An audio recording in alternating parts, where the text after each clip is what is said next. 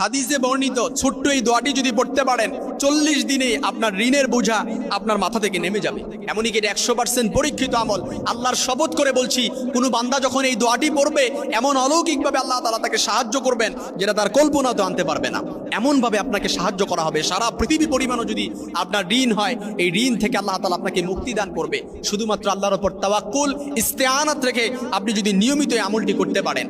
আমাদের ঋণের বোঝা এত পরিমাণ হয়ে গেছে, একেবারে কোমর বাঁকা হয়ে গেছে, দেয়ালে পিঠ থেকে গেছে, চারদিক থেকে অন্ধকার গ্রাস করে ফেলেছে, কোনোভাবে বের হতে পারছি না। এমন ঋণ যেটা শুনতে খারাপ লাগলেও বিলিভ দ্যাট আপনাকে এটাই বিশ্বাস করতে হবে, আমাদের ঋণটা বেশিরভাগই হচ্ছে সুদের ঋণ, যেটা চক্রবৃদ্ধি হারে বাড়তে থাকে। এটা লভ্যাংশ টানতে টানতেই বৃদ্ধ হয়ে গেছি, কালো দাড়িগুলো সাদা হয়ে গেছে, ঢিলেঢালা চামড়াগুলো, শক্ত যে চামড়াগুলো ছিল এটাও এখন ঢিলেঢালা হয়ে গেছে। কিছু করার নাই, কারণ লভ্যাংশ টানতে টানতে আপনার জীবন শেষ। কি করবেন? ঋণ থেকে কিভাবে বের হবেন? এমনকি পশ্চিমারা আমাদের সারা এই সমাজে